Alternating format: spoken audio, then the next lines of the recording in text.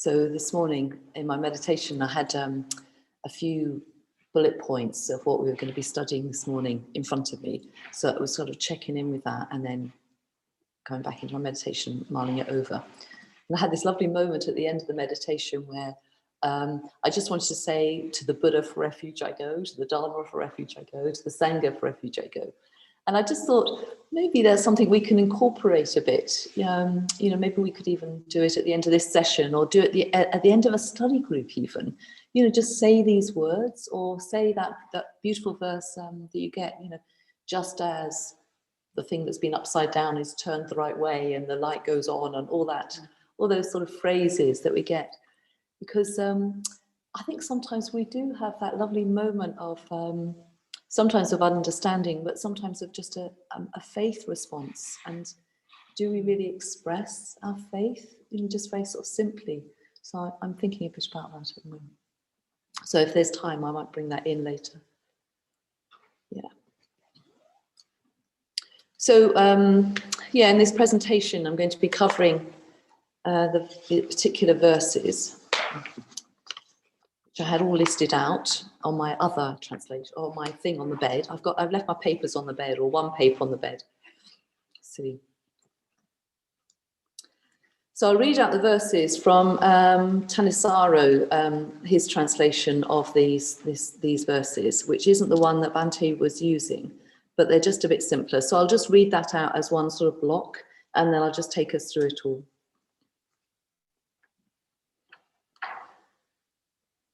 Dhaniya says, no mosquitoes or gadflies are to be found. The cows range in the marshy meadow where the grasses flourish. They could stand the rain if it came. So if you want, rain god, go ahead and rain. And the Buddha replies, a raft well made has been lashed together. Having crossed over, gone to the far shore, I've subdued the flood. No need for a raft is to be found. So if you want, rain god, go ahead and rain. Dhaniya says, my wife is compliant, not careless, is charming, has lived with me long. I hear no evil about her at all. So if you want, rain god, go ahead and rain. The Buddha replies, my mind is compliant, released, has long been nurtured, well tamed. No evil is to be found in me. So if you want, rain god, go ahead and rain. Dhaniya says, I support myself on my earnings. My sons live in harmony, free from disease. I hear no evil about them at all. So if you want, rain god, go ahead and rain. And the Buddha replies, I'm in no one's employment. I wander the whole world on the reward of my awakening. No need for earnings is to be found. So if you want, rain god, go ahead and rain. Dhaniya says, there are cows, young bulls, cows in calf and breeding cows, and a great bull, the leader of the herd. So if you want, rain god, go ahead and rain. And the Buddha replies, there are no cows, no young bulls, no cows in calf or breeding cows. No great bull, the leader of the herd. So if you want, rain god, go ahead and rain.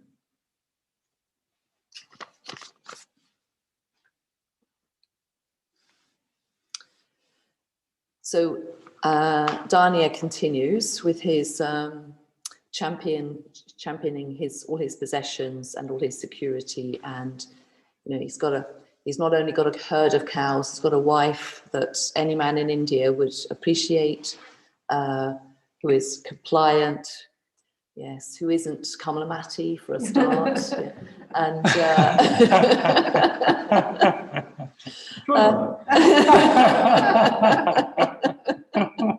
he would have more of a handful, I'm sure.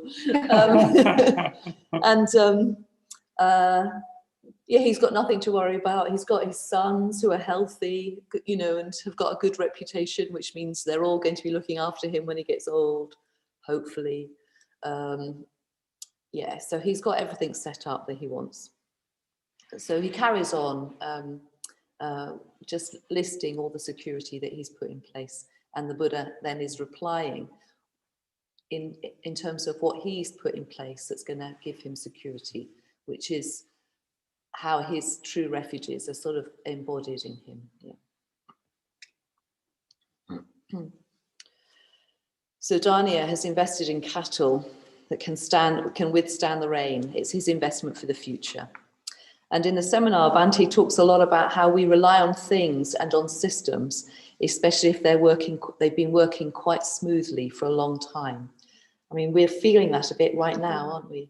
In fact, I had a dream last night at some point, which was one of the order members from Tiratnaloka came to me and said, we're going to run 3 more retreats, Saddhanandi, and if they don't, what would be the word? If they're not a success, we'll have to just close Tiratnaloka.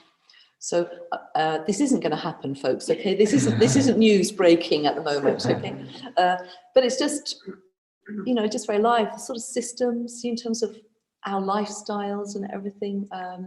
Certain things in place that we think are in place that are going to roll on forever, in terms of climate or whatever it is, and it's all much, much more precarious. Yeah. So the Buddha is saying, well, he's made a raft. He has made a raft, lovely, but he's already used it. I've crossed over and subdued the flood, so a raft is no longer needed. So this is, he's engaged with the Dharma as a raft. He's engaged with the Dharma, and this is what's seen him through.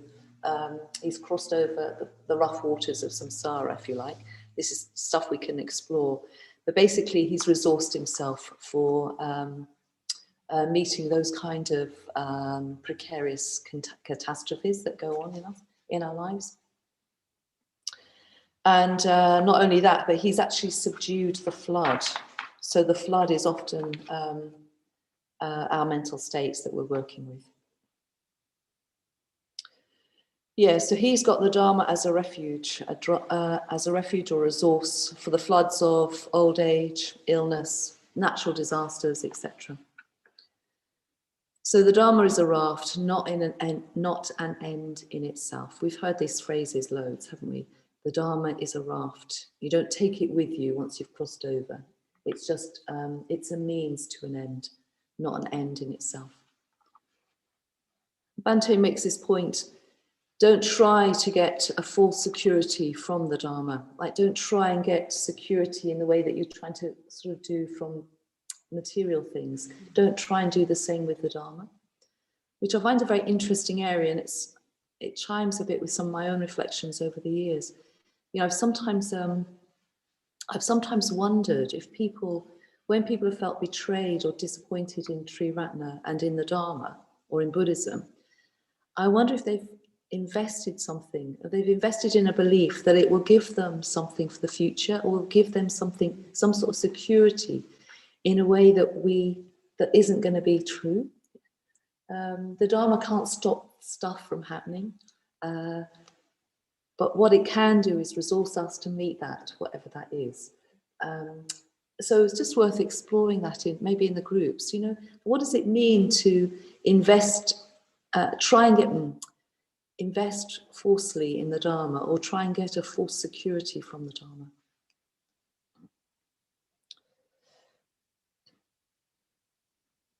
And then we get this verse when Dhaniya is saying, my wife is compliant, not careless and charming. So not careless and is charming, yeah. Sorry, that was the wrong. Not careless or charming. And this is a different translation from the translation that gets used actually in the text that we're looking at, where the translator is trying to find a particular rhyme, and he uses the word prostitute, or a word meaning prostitute, which isn't what the original text is trying to say. And the Buddha is saying, well, he doesn't have a compliant wife accompanying him through his life, but he does have something else that accompanies him through his life, and he has his mind. So his mind is compliant, released, long nurtured, well tamed. No evil is found in me. Kind of interesting, isn't it? And so Bhante is making the point, which we all know, which is that we can't control other people. We can only control our own mind. And it's our mind that is going to accompany us forever, all through our lives. You get that lovely verse in the Bodhicharyavatara where Shantideva is saying something like, enemies die, difficult people move on, but your mind is always with you. And we do see that happen. And, somebody that we find difficult in our life or at work, they move on and you think, thank goodness that's over. And blow me, somebody else arrives. And maybe they've been there all the time, but the mind wasn't preoccupied with them in quite the same way.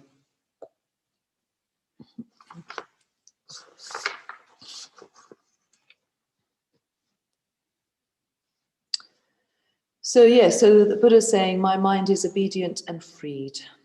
And this is an interesting dynamic, and this comes out a little bit in the seminar.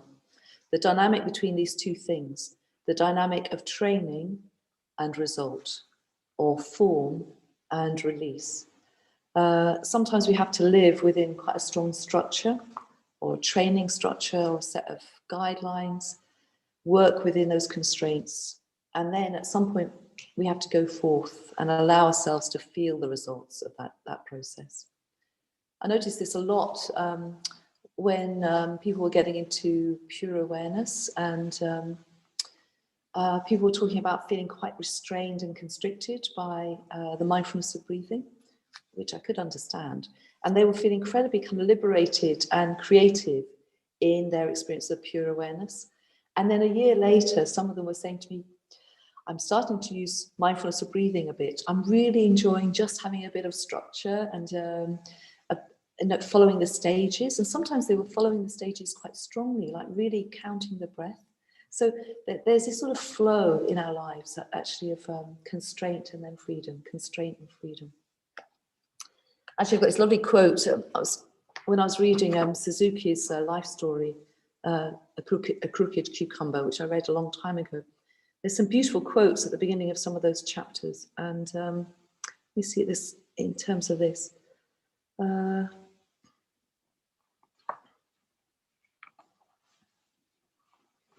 Here's one. What I want to talk about now is how to orientate your mind in practice. For the beginner, it is inevitable that there will be hard discipline, the observation of some rules. Rigid rules are not our point. But if you want to acquire vital freedom, it is necessary to have some strength and some discipline in order to free from one-sided dualistic ideas. So our training begins in the realm of duality or rules, what we should or should not do. Let's find another one. The goal of Buddhism is to bring about right human life, not to have the teaching or teacher or sentient beings or Buddhism or Buddha. But if you think that without any training you can have that kind of life, that is a big mistake. Who wrote that? It's Suzuki. You know the guy that set up the San Francisco Zen Center? E.T. Suzuki. I don't think it is. I think it's Shinryu. Yeah, Shinryu. Yeah. Shinryu Suzuki. Yeah. Not D.T. Suzuki is the translator.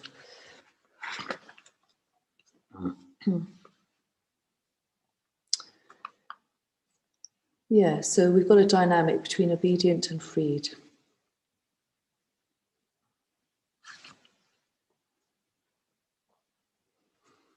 So this is us trying to engage with mind training the mind, yeah?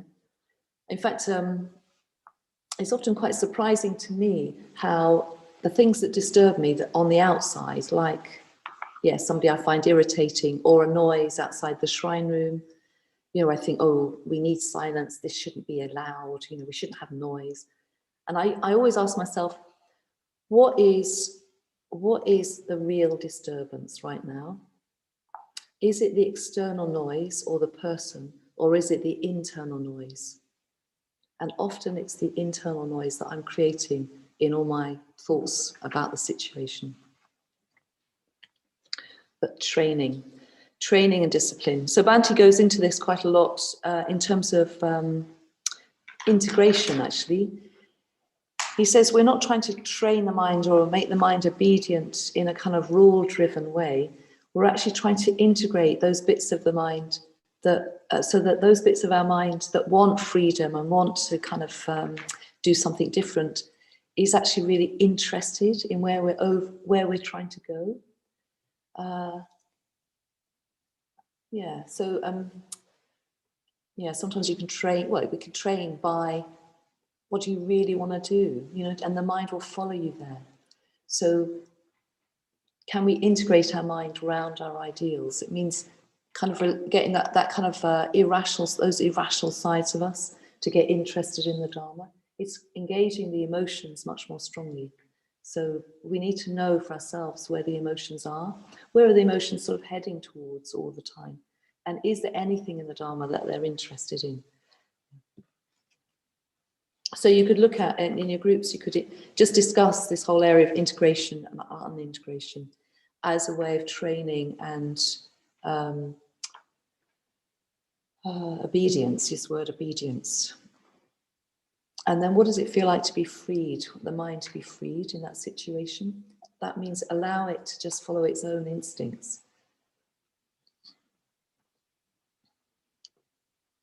So another verse, Dhaniya says, by earnings I support myself. And he has sons that's going to support him in old age. But then the Buddha replies, servant to none am I. I'm in no one's employment, just supported as the result of his awakening. That's what he's saying. I'm supported by my awakening. So in the seminar, Bhante discusses what is genuine independence, and that it's emotional and spiritual independence. And that we need to recognize that we're all dependent on material help and on conditions. So, you know, this is kind of familiar to us, that we're all dependent on so many things. You know, when we sit down and have our meal, you know, at lunchtime today, we're going to be dependent on a lot of conditions coming together for that food to arise on the table. And we can't actually sort of be independent of that. So what are we really trying to be independent of? And what does it mean to be emotionally independent or spiritually independent?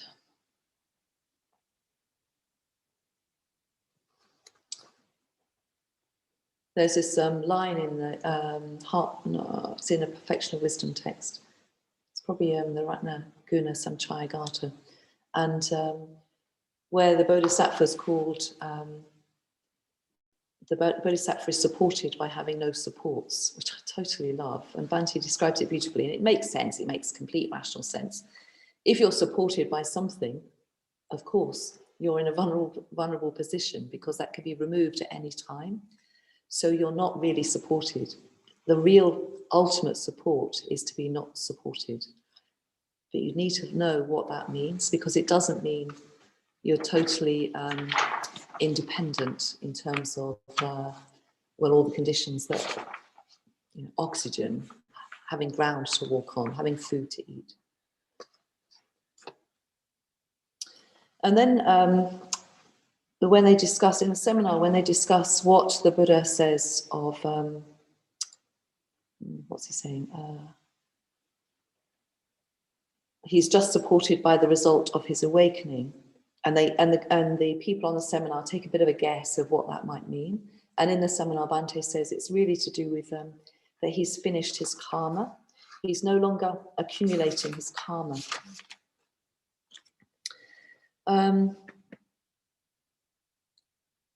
Yeah, so I can't get my head around this, but Bhante talks about it in terms of a kind of profit and loss situation with karma. You know, you put something good in the pot and something good comes back. But one thing that I was very inspired by a long time ago, actually, just after I was ordained, and I was reading a lot of the Pali Canon, and there's this he has a slightly crazy conversation with an ascetic who's practicing being an ascetic by living out being a dog. So sometimes it's called the dog herd ascetic, and sometimes he's got a companion that's being a cow. Sometimes it's called the bovine ascetic. And I was reading this little sutta, And there's this lovely teaching at the end, which made my hair stand on end, which probably we're all familiar with, where eventually, the guy that's pretending to be a dog or running around as a dog on his all fours and eating off the ground. And I suppose they've got some sort of weird idea that if you kind of strip right down into that kind of animal consciousness, you go beyond your own kind of papancha and greed and hatred or something. You kind of go back to some sort of simplicity, I suppose. I don't know. Anyway, basically the dog ascetic is asking the Buddha what his rebirth's going to be. And the Buddha doesn't want to tell him, but eventually he says, look, if you're lucky, you're going to be in a hell realm. But on a really bad day, you're going to be reborn as a dog. So the dog herd ascetic's not very happy about this. And then the Buddha says, look, there are light actions that lead to lightness. And there are dark actions that lead to darkness, as in rebirth, a darker rebirth. And there are some actions that lead nowhere at all. And I found this totally thrilling. You know, totally. It was like he led me all the way through. I was saying, oh yeah, I know this. Oh yeah, I know this. And he did this thing at the end. And I've often thought, what does that mean to do actions that lead nowhere at all? And what does it mean? That it means something has stopped, and you'd have to really explore in your mind what has stopped for you not to be engaging in actions that go somewhere.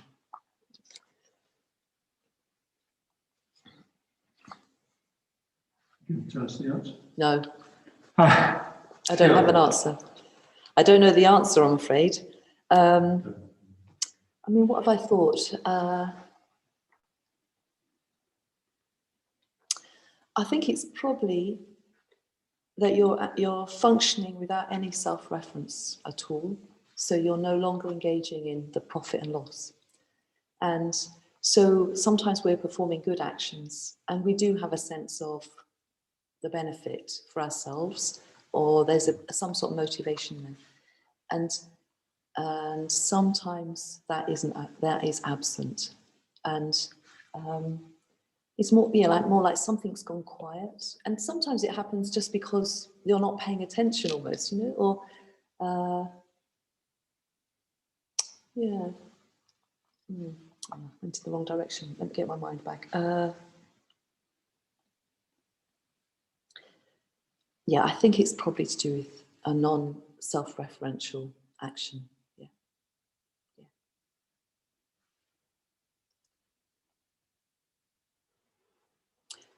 I'm wavering because I don't want that to seem like, unless you've reached some sort of ultimate level of compassion and sort of selflessness, that's never going to happen. Because I think those kind of actions are also happening in our lives. Yeah.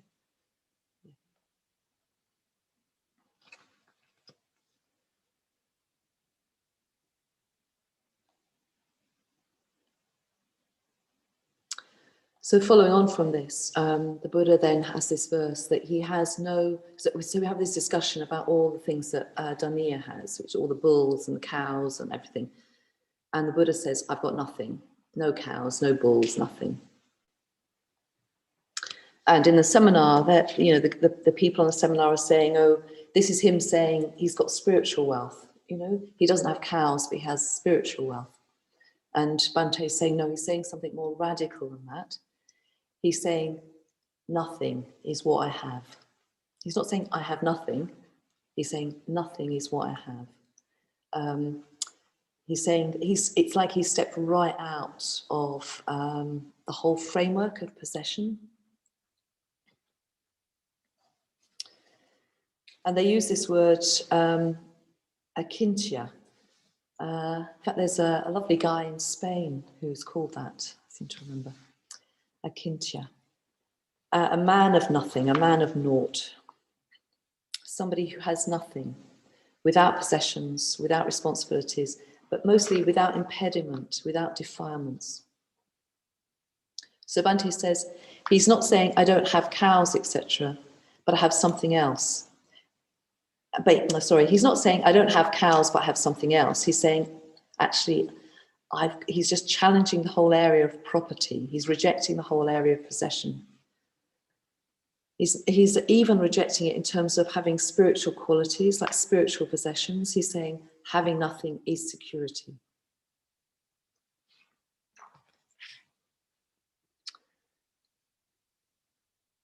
So this will be something to explore. Having nothing is security. What does that mean? So these are all very ultimate truths. I mean, this particular part of the whole story, actually, the whole song, is very much moving between training and kind of quite ultimate truths. They're quite essential truths. And it's very hard for me to understand these. But maybe it ties in with this Pranya Paramita phrase of you're only really supported when you're no longer supported. So it's you have to let go of supports to be truly supported. And well, maybe you just need to think through, we all need to think through for ourselves where possessions or where our idea of having something actually shores us up in being a certain way, or shores us up in terms of our views about ourselves, and see what it feels like to let go of that.